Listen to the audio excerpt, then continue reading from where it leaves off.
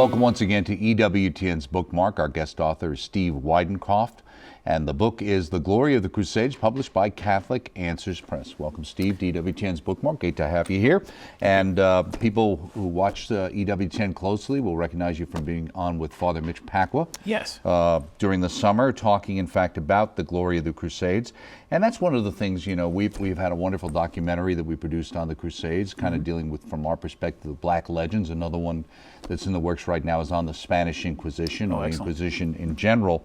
And but one of the things that strikes right away, and you talk about it in the book, is the use of the word glory. Yes. And because people say, well, you know, I understand that maybe the Crusades aren't quite as bad as they made out to be, but let's not go the other way and have some hagiography about, you know, Richard the Lionhearted and all these people or the Pope Urban, that everybody was so great. Why do you use the word glory? Yeah, so that's a great question. So I use it really kind of for two different reasons. I mean, the first is, when I use the word glory, what I don't mean by it is this kind of triumphalistic type of mentality, or you know, a warmongering type of thing, or anything, or that we're trying to whitewash any of the bad events that happened in the Crusades. Don't use it in that regard at all. But really, I take the meaning of the word from the Old Testament. The Hebrew word is kavod.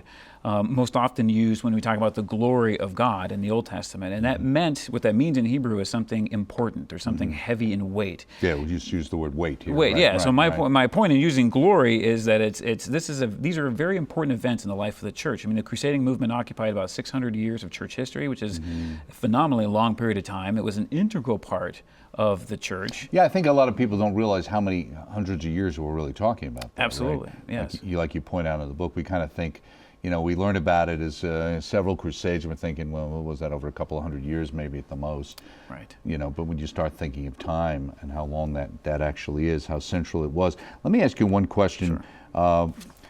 Right in the beginning of the book, before we get into everything about the Crusades, you start off with Ronald Reagan's quote from Normandy. The men in Normandy had faith, etc. Was that your decision to put that there? It was, yeah. I put why? that quote in there. The reason why I put that was because I think that quote captures the essence of what I'm trying to portray in my book about what the Crusades were about. So Reagan is talking about the Allied soldiers who fought at Pont-du-Hoc and who were liberating Nazi Right, the Rangers Germany. who went up Rangers the cliffs. went up the cliffs. Yeah. So the guns had already been moved, but they didn't know that. They didn't know that, yeah. So interestingly portrayed in that movie, The Longest Day. But, right, exactly. So the point is that you know, these men were liberating Nazi-occupied France, and so the Crusades are the same way. When you look at it from that perspective, that these were men who had faith, who went on crusade because of their faith, and what they were about was the liberation of these Christian holy places that had been conquered by Islam. And it's interesting too, because now the word crusade is you know, so negative, but a former president of the United States, right, David, wasn't his Crusade in Europe, wasn't that the name of his work? Absolutely, yeah. There was a book he wrote in, you know, talking about his experience as Supreme Allied Commander in Europe. Yeah. Right. Now you start off with a quote from Hilaire Belloc from 1937, and here's an expression that we hear today, the Levant. Yes. What is that? Right. So the Levant is that geographical area of basically modern-day Syria, parts of Iraq, you know, parts of northern Israel, Palestine, that whole area. So it's this more of a French understanding of that area of the part of the world, basically Syria in essence. Okay. Yeah. Okay. Now you say in the beginning here, in our age, the Crusades are described as barbaric, wasteful, shameful, and even sinful. Rarely are they called glorious. This is because the modern world embraces a false narrative about the Crusades. This false story, however, much discredited by authentic modern scholarship, remains entrenched in the minds of the masses. Why is that? And that's what you're trying to point out here, and we can go deeper into where it first came from. Sure. But why do you think that is used so much today? Why does it seem to be, as an American sitting here, that the littlest things that get done here by Christians are horrible, right? But people are beheaded and slaughtered, and somehow it doesn't really matter? Yeah, I think that really where that you find the root of that is in the Enlightenment. And so I talk about that in the book in terms of not just the Crusades, but just in general, this kind of anti-religious, anti-Catholic Church perspective of the world really is rooted in that enlightened thinking of, you know, secular humanism. Religion is for the masses. It's superstition. It's zealotry. And we who are educated and elite, you know, we don't espouse those kinds of beliefs. And so I think that you have this Western intellectual tradition over the last 40, 50 years or so, or even longer really, which has kind of gravitated to anti-Western, anti-church, anti-religious narratives. And the Crusades are the great example of that, of looking at, look how bad these Christians were. They went off to the Holy Land and killed innocent Muslims, is the narrative, is the false narrative. Right, and you say here, Catholic warriors engaged in these things. Warriors who participated in these armed pilgrimages did so for a multitude of reasons, but primarily for the sake of their own salvation. So Yes. they believed they were doing the right thing. It wasn't this idea that everybody thought that we're going to go and get a lot of booty necessarily. Absolutely not. And said medieval Europe was heaven on earth. You said this does not mean that medieval Europe was heaven on earth, or that Christendom was some idyllic utopia, which is what's getting used against it. Right. But it was nonetheless an era in which people made radical life decisions because of their faith in Jesus Christ and his church. Yes. And you go on to say the Crusades cannot be properly understood apart from this Catholic reality. And I think one of the things you also point out here is something that very often modern man likes to do, which is to take the past and then examine it in light of today, Yes. as if those people should know everything we know today.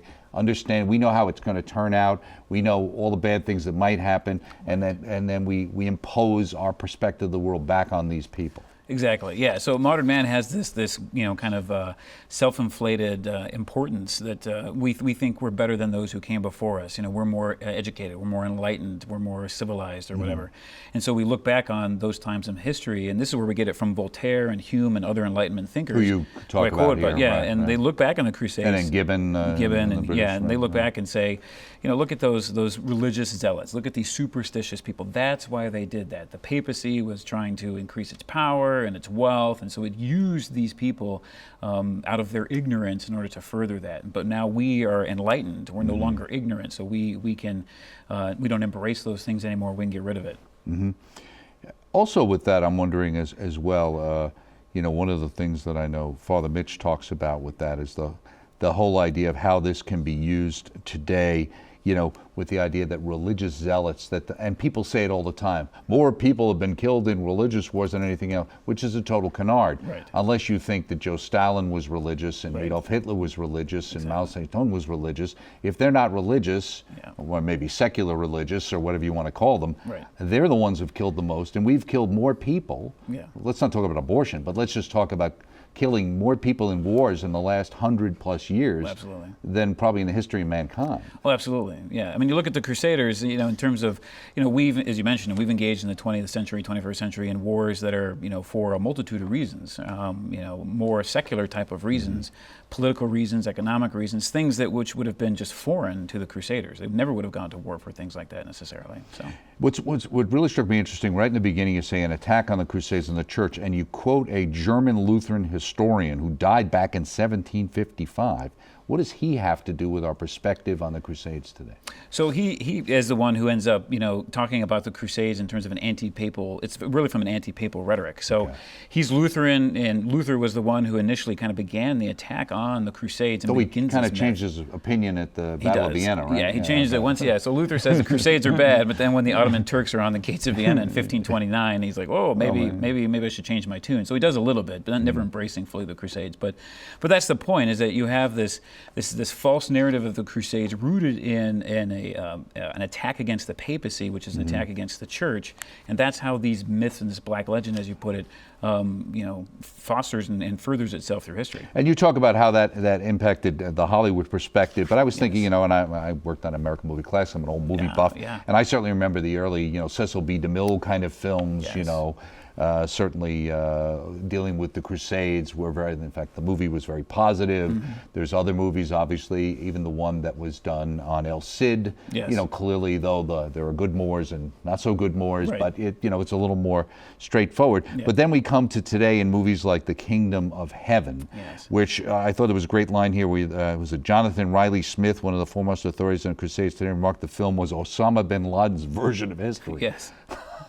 That's a pretty damning indictment of the film. I mean, so it was a Ridley Scott film in 2005, Kingdom of Heaven. It purported to tell the story of the fall of Jerusalem right before the Third Crusade in 1187, and it had all the makings. That whole period of time in the Latin East, it was just all kinds of drama. I mean, it's just ripe for a fantastic Hollywood film.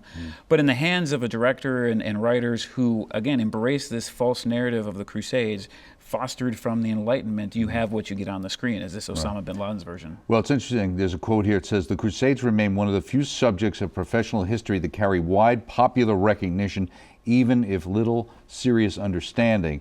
And then down below here, you've got like 7 myths. Yes. Let me ask you a couple of them. Ones, there's some, typical unprovoked proof. But this one, number 3, we hear this one if you get more. When Jerusalem was liberated in 1099, the Crusaders killed all the inhabitants of the city. So much blood was spilled that it ran ankle deep. They killed everybody, women, children, spared no. What kind of, religious people could these possibly be? Right. What's the real story there? Yeah, so the real story there, and that's one of those myths that's perpetuated along. President Clinton, I mentioned in my book, former President Clinton, in November of 2001, he cites that example as the reason why the United States was attacked on September 11th, because it's a massacre that's still remembered greatly in the Arab world. The reality of the situation is ultimately, when the Crusaders got into the city, they did kill. There was killing. This is a siege. It's a war. This happens both on Islamic and Christian sides. The best estimate I've seen, the best study, is about 3,000 or so probably is what were killed by the Crusaders out of a town of about 30,000. So it wasn't 10%. Yeah, about 10%. I mean, horrible as killing, it is, horrible, but right. not indiscriminate, widespread slaughter. Right. But what you end up having is the reason why that myth perpetuates is because of how it was described. We even have Christian chroniclers writing. They say, blood was up to the ankles of the soldiers, up to their knees, even the bridles of their horses. But we take that literally, but when it was written by those chroniclers, it wasn't meant literally, right? They didn't have CNN embedded, reporters in the First Crusade writing. They weren't there measuring how high it was. Exactly. They were trying to get the impression that there was a lot of blood. Yes, and even more than that, it was biblical imagery. So it actually revokes Revelation 14:20 when God sends the 4 angels across, the earth to bring judgment. So some way they were seeing that in a positive light, even. Yes. So a medieval person who heard the chronicle say that the blood was up to the bridle of the horses, he would immediately know that imagery and know it was biblical. And what it was evoking was that Jerusalem was taken because God had passed judgment on Islam, on the unbelievers. I see. Okay. And that the city was liberated. Almost like what happened with the elder sons in Egypt and things like that, and that the angel of death had come there. Yes. And so it was showing, in fact, an anointing of the work that was going on. Exactly. And the other thing, too, is my understanding many times the siege mentality back there used to be that, listen, you surrender or we're going to have to kill everybody. Right. And many times it was done that way with the idea that it would ultimately save more cities, because if one city would do it, you could never do it. Right. And so if you did it to one city, everybody else would surrender. Right. Yes. So not that we today think that's a good policy, No, but that was back warfare then, at the time. that was the way they thought about it, because it was much more of a war of attrition. Exactly. Because of the nature of the weaponry, etc. Yes. Also, this was another one that ties into that, because that's where you get not only were they were killing all the Jews there, so it's anti-Semitic. The Crusades were also wars against the Jews and should be seen as the first Holocaust. Yeah, there are many people that still think that. And the reality of the situation is that after Pope Urban II calls the First Crusade in the Council of Clermont in 1095, you do have some groups of crusaders who gather together through the Rhineland. One in particular was this man by the name of Count Emich of Flaunheim. And he goes through the Rhineland, some of the major cities, Speyer, Worms, Mainz, Trier, Cologne, and he goes specifically after the Jews to kill them and to take their money, in essence. But what's interesting is that was not something sanctioned by the church, not something the church or the Pope said for them to do at all. And in most of those cities where Emich and his merry band of marauders went, the bishop of the city actually protected the Jews, brought them into his palace, told Emich that he needed to stay away from them, and tried to protect them as much as possible. So it was not a crusade mentality. It was the actions of one particular band of people who never actually made it to the Holy Land. So he never fulfilled his crusader vow at all. Right, and also, to some degree, Luther is known as being fairly anti-Semitic. Yes. He wasn't necessarily in favor of the Crusades, so the connection there, it seems, somewhat weak, but it seems like it's an easy one to grab, right? Yes. Because people are happy to believe it because it fits into the mindset that they already have, right? Absolutely. You say modern scholarship. In the early 20th century, the Crusades were brushed with a colonial color, which later greatly influenced and still influences modern Islamic understanding of the movement. And you talk about the dissolution of the Ottoman Turkish Empire really after World War I. They were fighting on the wrong side. They were fighting on the Axis side. On the German side, they lost. And so it's interesting. And then also Marxist scholars jumped in. The Crusades were colonial endeavors. And you, in a sense, point out that from what I read, that in some ways it became a good excuse for some of the Arab leaders, the Turk leaders, to say, well, you know, the problem is with these Crusades, they've taken us over and things, and it's some ways it's not my fault that it fell apart, or it's not my fault that you don't have anything. Exactly. Yeah. So I mean, the first history of the Crusades written in Arabic didn't appear until 1899. So it was towards the end, as the Ottoman Empire is already kind of going downhill. It's before the complete disbandment after the First World War, as you mentioned. But it was written as a means to kind of blame someone else for the policies of the Ottoman Sultan and their economic policies, their political policies that were causing them to shrink and lose their territory. So it became, who do we blame for this? What's the scapegoat? And so that author, the Egyptian author, took the Crusades on it. So it's because of these Western colonial enterprises, and then it furthers itself after the First World War when you have the British and French mandates in Palestine and Syria. It becomes, they're coming back again, and this becomes the model and the imagery that's used in the Arab world influences Arab nationalism. Right, and ultimately we even end up with the creation of states that didn't exist before. Exactly. Right. Yeah. You say most historians of the early to mid 20th century viewed the Crusades in a wholly negative light because of personal animus against religion as a whole. Okay, now there's a couple other people you mentioned. One of them was Karl Erdmann? Yes, Erdmann. Okay, now you say he's a brilliant scholar. The origins of the idea of crusading. Why do you like him? So what Erdmann did was Erdmann took the crusading movement and he situated it within this papal reform movement. So when you get to the 11th century, the papacy has before that period of time, the papacy is being kind of controlled by secular rulers. They're influencing the election of the Pope to get the claimant that they want on there. They're taking over papal territory in the papal states in Italy. So you have this movement then with St. Leo IX, with Blessed Urban II, and many of these popes who were actually monks, many of them from Cluny, the monastery of Cluny in France. They become the Pope. They're elected to the papacy, and then they begin this reform movement, including how the Pope is elected through the College of Cardinals. That actually occurs in the 11th century, is where it first starts. And so Erdmann says, well, because Pope Urban II calls the First Crusade, then the Crusades are really this movement from the papacy of trying to separate the papacy from secular rulers and kind of increasing papal authority over the church and over Christendom. And so I think it's just other scholars and myself, we believe that it's a very good way of situating the Crusades. It takes it out of that Enlightenment environment that the Crusades were just these religious zealots who were going off for money and for greed, and that's why they were motivated. And Erdmann situates it back inside the church and says, well, it grew out of the papacy, so let's explore that in more detail. And so further scholars then do that. And there's another one, Steve, how do you pronounce his name? Runnelsmann. Runnelsmann.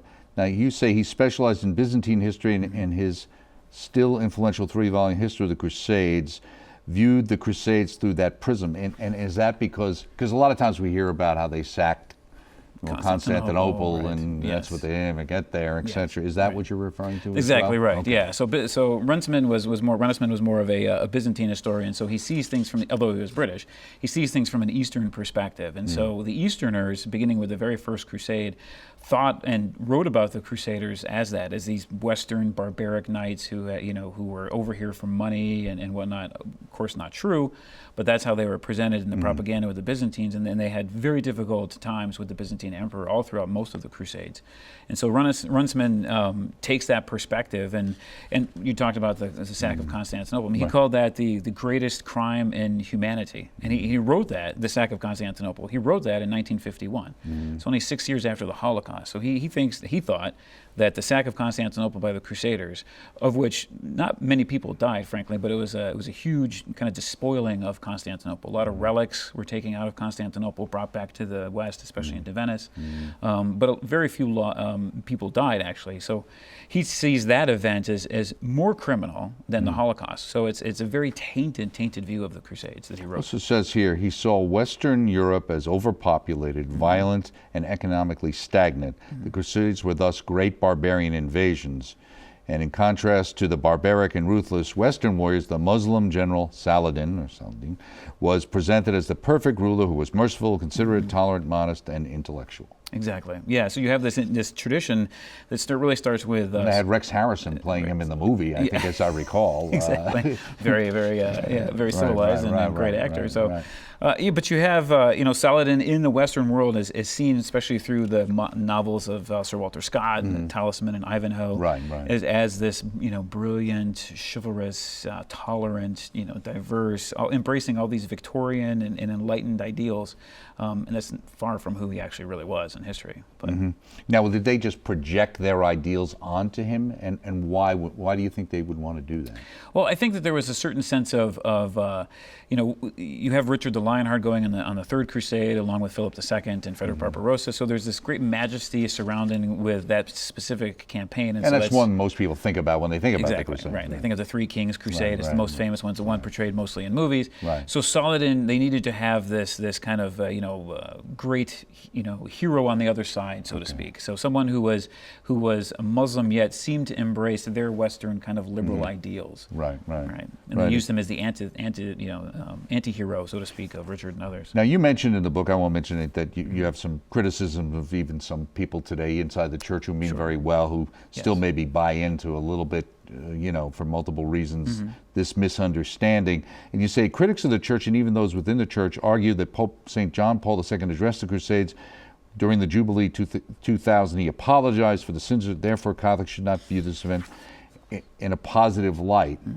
But you go on to say that he never talked directly about the Crusades. Right, he didn't. So many people, because what happened in the year 2000 when they had the Day of Pardon in March, you have the secular media presentation of that event was, Pope apologizes for all these past historical events, right? Throw in Crusades, Inquisition, Galileo, all the big ones. Right, they came up with the list. They came up with the list, right? When you actually read the documents from the International Theological Commission that furthered into or helped bring about the Day of Pardon, there's no word, the word crusade is not mentioned in the document at all. And John Paul II, when he prayed and asked God for forgiveness of the past sins of the members of the church who had come before the year 2000, never mentioned that word either. So it was a theological attempt, not a historical attempt, but a theological attempt on his part to have a clean slate for the church as she entered into the third millennium. So, but people confuse that all the time.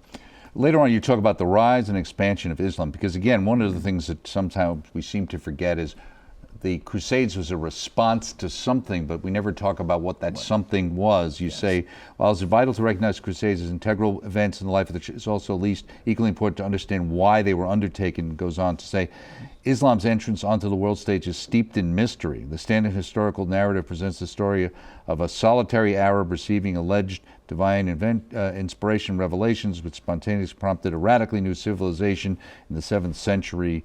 And you even go on to say the recent scholarship has challenged something that, but my guess is most people don't say it out loud because they don't want to be threatened. Yes, exactly. Exactly right. Yes. So yeah, with Islam, I mean, your point is exactly right. That the Crusades were not just this spontaneous Western ideal of, well, we have nothing better to do, let's go over there and take this land. It had more to do, obviously, with the actual Islamic invasion. I mean, beginning with the 7th century, of all these ancient Christian territories, that the holy city of Jerusalem falls to an Islamic army in 638. You have, by the year 700, they've taken over all of North Africa, which was heavily Christian. They've gone into the Iberian Peninsula, and they've conquered most of Spain. They even get into France, 120 miles southwest of Paris, at Poitiers, where they're finally stopped by the Franks in 732, only 100 years after Muhammad's death. So you have this huge Islamic invasion, and then that happens in the 7th century. Then when you fast forward to the time of the Crusades in the 11th century, you have this group of people called the Seljuk Turks, who are from the Asian steppe. They're Muslim, but not Arab. They come down and they conquer what is modern-day Turkey, then known as the Byzantine province of Anatolia, which was a very important province for the empire. And then you have the emperor writing a letter to the Pope in the West asking him to send troops to help him fight Islam and against this invasion and protect his Christian people. And that's how the movement actually begins. Right, and you talk about even situations like this one particular, who Al-Hakim, the demented caliph, who actually was the one who ordered the destruction of the Church of the Holy Sepulchre, and was... Yes, yeah. Al-Hakim in 1009 orders the destruction of that church that had been built by Constantine, St. Helena, back in the 4th century. And the news of that, when it reached Europe, it was a shock. It was horrible, right, that he had done this. And he was a man who persecuted the Christians and Jews living in his territories. It was really a deranged It would tyrant. be like if the Crusaders had gone to Mecca or someplace and, you know, started destroying things like that. How would we expect those people? Right. You also say, and this I thought was interesting, about European pilgrims to the Holy Land. One example of Seljuk Turk brutality is found in the story of Gunther, Bishop of Bamberg, who led a group of 12,000 pilgrims to the Holy Land in 1065. The group managed to survive great trials in Hungary, mistreatment by the Byzantines, which sometimes we don't hear about that side, and the general discomfort and hardship involved such a journey, but they were not to survive their encounter with the Seljuks, who massacred the entire group on Good Friday, only 2 days' march from Jerusalem. And that's the Battle of Manzikert. Manzikert, yeah, 1071. So that's when the Seljuks come down and fight the Byzantine Empire and actually take the emperor captive, and then are able then to consolidate their power through that province. It's the shock that launched the Crusades. It is. That's okay, right. and we are just out of time. This is your first book. How long did it take you to write it? A little over a year. Okay. So are you working on something else? Yes, actually, I'm working on a kind of a compilation of anti-Catholic historical myths. So hopefully it'll be a little apologetic handbook. So it's short entries people can grab and look at and answer those questions. Fits with our program on the Crusades, is also the one we have on the Inquisition. Thank you, Steve Weidenkopf. Thank you, Doug, for coming by. The book, The Glory of the Crusades. A lot of interesting information in here, published by our friends at Catholic Answers Press, available through the EWTN Religious Catalog. Join us next time right here on EWTN's Bookmark.